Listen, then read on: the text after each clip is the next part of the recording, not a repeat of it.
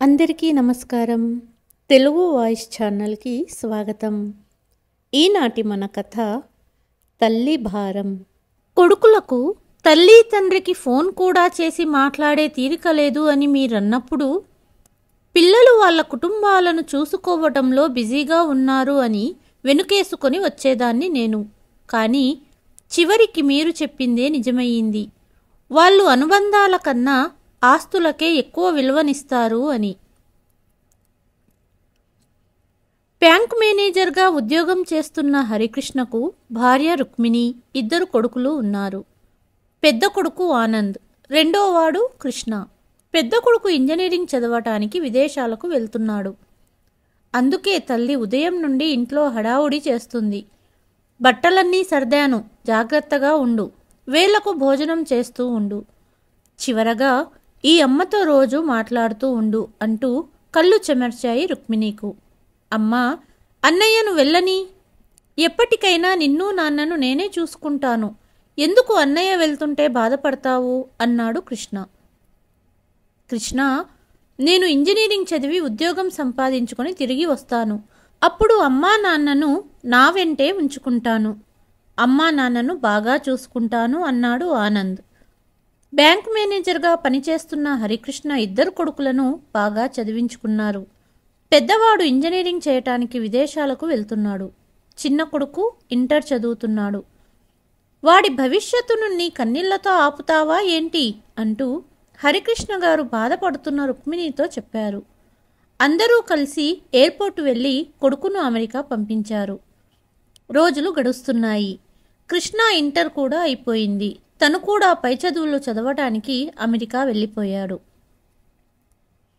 పెద్ద కొడుకు ఇంజనీరింగ్ పూర్తి చేసి అమెరికాలోనే సాఫ్ట్వేర్ ఉద్యోగం సంపాదించాడు.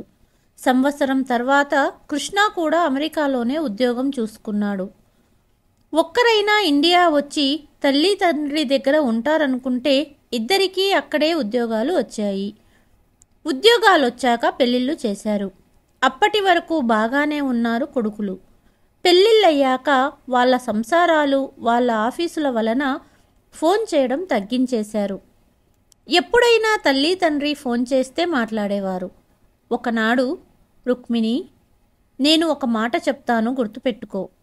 భవిష్యత్తులో నేను నిన్ను వదిలి వెళ్ళిపోయాక నువ్వు ఒంటరి అయితే మనం కష్టపడి కట్టుకున్న ఇంటిని వదిలి కొడుకుల వద్దకు వెళ్ళకు.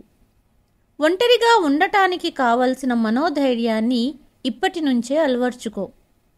అలా కాకుండా ఒకవేళ నువ్వు నాకంటే ముందు పోయి నేను ఒంటరిగా మిగిలిపోయినా కొడుకులను ఆశ్రయించను. మనం కలిసి పంచుకున్న జీవితాన్ని, వాటి జ్ఞాపకాలను తలుచుకుంటూ ఈ ఇంట్లోనే ఉంటాను. కష్టపడి కట్టుకున్న ఈ ఇల్లే మనకి అండగా నిలుస్తుంది. మన జ్ఞాపకాలే మనతో ఉంటాయి అన్నారు హరికృష్ణ గారు. భర్త నోటికి చెయ్యి అడ్డుపెట్టి, ఇప్పుడెందుకండి ఈ మాటలు? అయినా ఇంకా మన వల్లను ఆడించాలి. మీ రిటైర్మెంట్ తర్వాత ప్రపంచాన్ని చుట్టి రావాలి. అయినా పిల్లలు వాళ్ళ కుటుంబాలు, ఆఫీసులతో బిజీగా ఉన్నారు. అంతేకాని మన పిల్లలు మనల్ని చూడరు అని ఎందుకు అనుకుంటున్నారు? అయినా ఇంకా జీవితం చాలా ఉంది, అప్పుడే ఇలాంటి మాటలు మాట్లాడుతున్నారెందుకు? నువ్వు చెప్పింది నిజమే, కానీ సమయం ఎప్పుడూ ఒకేలా ఉండదు కదా అన్నారు హరికృష్ణ. రోజులు గడుస్తూ ఉన్నాయి. ఒకరోజు ఆఫీస్ వెళ్లిన హరికృష్ణ గుండెపోటుతో మరణించారు. భర్త హఠాన్మరణం జీర్ణించుకోలేకపోయింది రుక్మిణి. విషయం తెలిసి కొడుకులు కోడళ్ళు వచ్చారు. జరగవలసిన కార్యక్రమాలు జరిపారు. రావడమే ఆలస్యం, వెళ్ళడానికి కూడా ఏర్పాట్లు చేసుకున్నారు. 13వ రోజు జరపవలసిన కార్యక్రమం చేసేసి తిరిగి వెళ్ళిపోవాలని టికెట్ కూడా బుక్ చేశారు. అన్నా తమ్ముళ్ళు ఇద్దరూ తమ భార్యలతో కలిసి డాబా మీద ఉన్న ఇంట్లో మీటింగ్ పెట్టారు. అన్నయ్య, అమ్మ పరిస్థితి ఏంటి? మనతో పాటు తీసుకెళ్లాలా అన్నాడు తమ్ముడు. ముందు ఆస్తి రాయించుకుందాము, తర్వాత వెళ్ళిపోదాము. ఈసారి వచ్చినప్పుడు నిన్ను తీసుకెళ్తాము అని చెబుదాము అన్నాడు పెద్ద కొడుకు. అంతే, ఇప్పుడు ఆవిడని తీసుకెళ్ళి మన తల మీద భారంగా మొయ్యలేము అన్నది పెద్ద కోడలు. కానీ అన్నయ్య, ఆస్తి పంపకాల గురించి ఇప్పుడు అమ్మతో మాట్లాడడం కష్టమే. కానీ ఇప్పుడు తేల్చుకోకపోతే తిరిగి మనం వచ్చేది ఏ 4 ఏళ్లకో 5 ఏళ్లకో. అప్పటి వరకు ఆస్తి విషయం వాయిదా వేయలేం కదా. అంతలో పెద్ద కోడలు సుమిత్ర, ఈ ఇంట్లో మీ అమ్మ ఉంటుంది, ఆమె తదనంతరమే ఇది మనకు దక్కుతుంది. బ్యాంకు డిపాజిట్లు, షేర్లు అన్నీ ఆవిడ పేరుతోనే ఉన్నాయి. అలాగే అత్తయ్య నగలు కూడా వాటాలు వేయించండి. నగలన్నీ అత్తగారి దగ్గరే ఉన్నాయి. 7 వారాల నగలు, డైమండ్ కమ్మలు, డైమండ్ నెక్లెస్, పుట్టింటి నుండి వచ్చిన బంగారం, అలాగే మామయ్య గారు కూడా కొన్నారు. అందుకే అన్ని నగలున్నాయి ఆవిడ వద్ద. ఇప్పుడు మామయ్య గారు కూడా లేరు కదా, ఇక ఆవిడ ఎలాగూ వేసుకోదు. అందుకే వాటిని కూడా వాటా వేయమని చెప్పండి అన్నారు కోడళ్ళు. ఉన్న 5 ఎకరాల స్థలం, షేర్ మార్కెట్లో పెట్టిన డబ్బు మొత్తం 3 కోట్లైనా ఉండవా అన్నయ్య అడిగాడు కృష్ణ. ఇంకా ఎక్కువే ఉంటాయిరా తమ్ముడు అని మాట్లాడుతుండగానే తల్లి వచ్చింది. ఇందాక నుంచి పిలుస్తున్నాను, ఎవ్వరూ సమాధానం ఇవ్వట్లేదని నేనే వచ్చాను. భోజనాలకు సమయం అయ్యింది, పదండి కిందకు అన్నది. భోజనాలన్నీ తినేశాక నలుగురిని గదిలోకి పిలిచింది రుక్మిణి. అమ్మయ్య, ఇక ఆస్తి వాటాలు వేయటానికే అనుకున్నారు నలుగురు. తండ్రి వస్తువులు బయటకు తీసి, మీ తండ్రి ఇలా హఠాత్తుగా మనల్ని వదిలి వెళ్తారని నేను కలలో కూడా ఊహించలేదు. మీ నాన్నగారి విలువైన బట్టలు, వాచ్లు, విలువైన వస్తువులు ఇందులో ఉన్నాయి. మీతో పాటు తీసుకెళ్ళండి, నాన్నగారి జ్ఞాపకంగా ఉంటుంది అంటూ చెరొకరికి ఒక్కొక్క బ్యాగ్ ఇచ్చింది తల్లి. ఇద్దరూ బ్యాగులు పైకి తీసుకొచ్చారు. బాగానే ఉంది, ఈ బట్టలు సామాన్లు మోసుకొని అమెరికా వెళ్ళాలా అని అన్నది పెద్ద కోడలు. ఆవిడ మీకు అంటగట్టడం, సిగ్గు లేకుండా మీరు తీసుకురావడం బాగానే ఉంది అన్నది చిన్న కోడలు. ఈ చెత్తనంతా తీసుకెళ్లడం కుదరదు, అందుకే ఇక్కడే ఎవరికన్నా పంచేయండి అన్నారు కోడళ్ళు. ఆస్తి దక్కించుకోవాలంటే అమ్మను కష్టపెట్టకూడదు అనుకుంటూ నా దగ్గర అద్భుతమైన ఐడియా ఉంది అంటూ పెద్ద కొడుకు తమ్ముడిని తనతో పాటు తీసుకెళ్లాడు.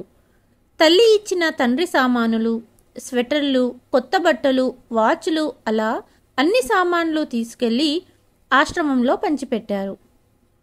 ఇంటికి తిరిగి వచ్చి, అమ్మా, నాన్నగారు ఎప్పుడూ పేదలకు సహాయం చెయ్యమంటారుగా, అందుకే నాన్న బట్టలన్నీ ఆశ్రమంలో ఇచ్చి వచ్చాము. ఆ మాట వినగానే తల్లి ఒక చిరునవ్వు నవ్వింది. అమ్మా, మేము 13వ రోజు కార్యక్రమం తర్వాత బయలుదేరుతాం, అందుకే అంటున్న పెద్ద కొడుకును ఆపి, నువ్వేమి చెప్పదలుచుకున్నావో నాకు తెలుసు. 2 రోజుల్లో జరిగే కార్యక్రమం అయ్యాక మాట్లాడుకుందాం అన్నది రుక్మిణి.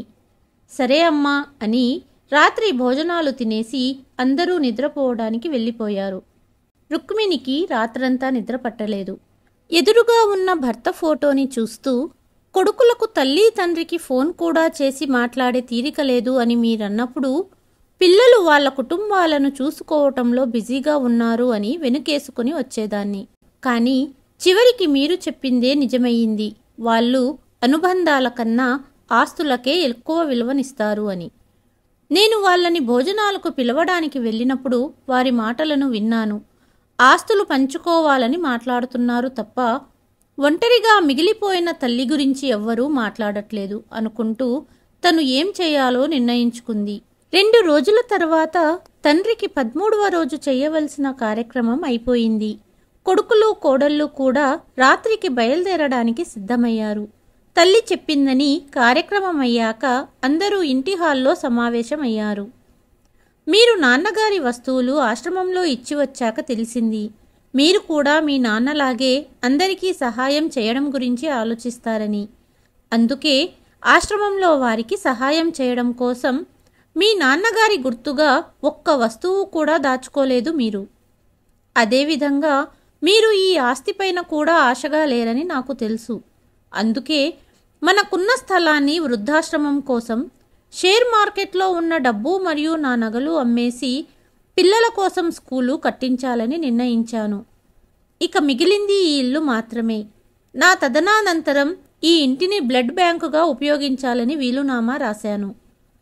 వీటన్నిటికీ హరికృష్ణ అని పేరు పెడతాను. నాన్నగారి ఆత్మకు శాంతి కలుగుతుంది. విదేశాల్లో ఉండే మీకు వీటన్నిటినీ చూసుకునే సమయం ఉండదు కాబట్టి ఈ బాధ్యతలన్నీ చారిటబుల్ ట్రస్ట్ నిర్వహిస్తుంది అని తన నిర్ణయాన్ని చెప్పింది రుక్మిణి. అదేంటమ్మా అని పెద్ద కొడుకు అంటుండగానే ఇంటి ముందు ఒక కారు వచ్చి నిలబడింది. అందులోంచి దిగిన 4 వ్యక్తులు లోపలికి వచ్చారు. రుక్మిణి వాళ్లకు నమస్కారం చేసి అందులో 2 ట్రస్టుకు సంబంధించిన వాళ్ళని, ఒకరు లాయర్ అని, ఇంకొకరు పోలీస్ అని పరిచయం చేసింది కొడుకులకు. వాళ్ళందరినీ చూసి పెద్ద కొడుకు ఏమీ మాట్లాడలేదు. నేను పేపర్ల మీద సంతకాలు ముందే పెట్టాను, మీరు వచ్చి సంతకాలు చెయ్యండి అన్నది. 4 సంతకాలు పెట్టారు. అంతలో లాయర్ ఇలా అన్నాడు, హరికృష్ణ నాకు మంచి స్నేహితుడు. అతన్ని కోల్పోవడం నిజంగా బాధాకరం. కానీ అతని బాటలోనే నడిచే కొడుకులను చూస్తుంటే గర్వంగా ఉంది అంటూ స్నేహితుడిని గుర్తు చేసుకుని చెమర్చిన కళ్ళతో వెళ్ళిపోయాడు లాయర్. మిగిలిన ట్రస్టు సభ్యులు మరియు పోలీస్ కూడా వెళ్ళిపోయారు. ఫ్లైట్ సమయం అయ్యిందని కొడుకులు కోడళ్ళు బయలుదేరారు. ఆస్తి దక్కలేదనే కోపంతో ఉన్న కోడళ్ళు కనీసం అత్తయ్య ఆశీస్సులు కూడా తీసుకోలేదు. వెళ్తున్న పెద్ద కోడలితో, సుమిత్ర, నేను నీ తలపై ఎప్పటికీ భారం అవ్వను అన్నది రుక్మిణి. ఆ రోజు మన మాటలు అత్తయ్య వినింది అని తల వంచుకొని వెళ్ళిపోయారు 4. భర్త చెప్పిన మాటలు గుర్తుకు వచ్చాయి రుక్మిణికు. భర్తతో కలిసి పంచుకున్న జీవితాన్ని, వాటి జ్ఞాపకాలను తలుచుకుంటూ ఇంట్లో ఒంటరిగా జీవిస్తుంది. ఈ కథ కనుక మీకు నచ్చితే please like, share and subscribe to Telugu voice. మరుసటి కథతో మళ్ళీ మీ ముందుకు వస్తాను. అంతవరకు సెలవు.